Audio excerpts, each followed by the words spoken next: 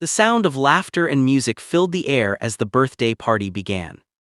The compound was beautifully decorated with shiny ribbons, glowing lanterns, and sparkling fairy lights that danced across the walls.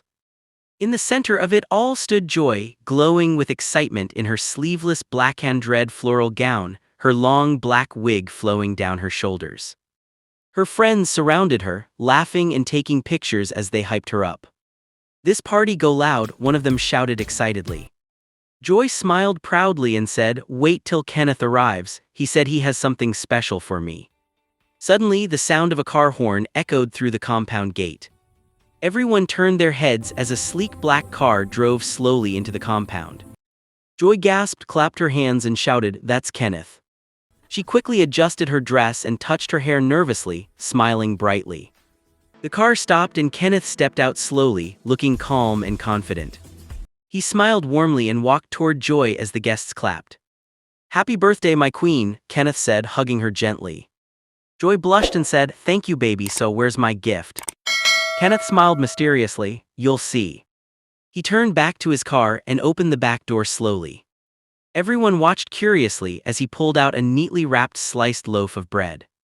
Joy's smile faded instantly. "Wait, what is that?" she asked.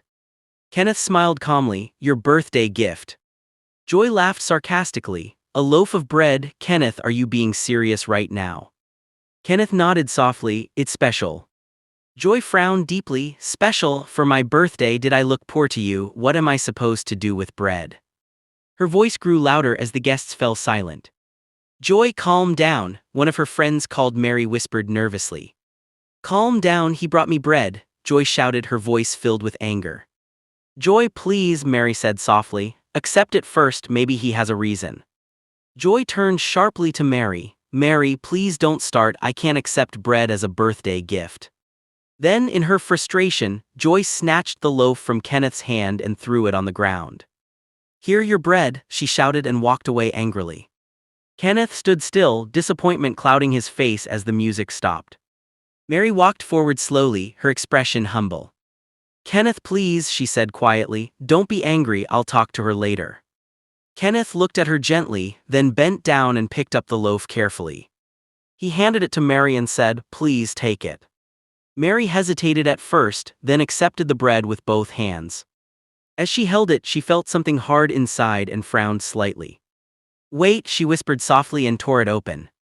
Inside was a small golden gift box.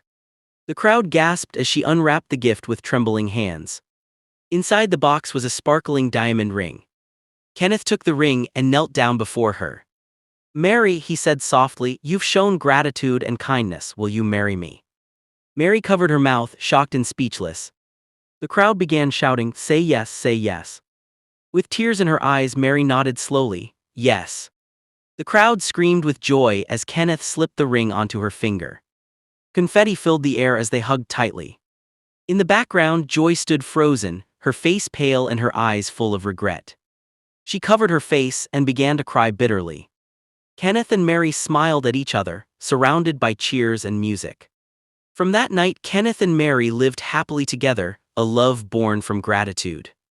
And Joy, standing alone in the empty compound later that night, wept quietly, wishing she could turn back time. Sometimes the greatest gifts come wrapped in the simplest packages. Joy's pride made her blind to love, but Mary's kindness opened the door to a beautiful future. Never look down on anyone's effort. Because in life, appreciation opens blessings. And pride closes doors you may never open again. This is Beyond the Tales, where every story teaches a lesson. What did you think about this story? Leave your thoughts in the comments section below.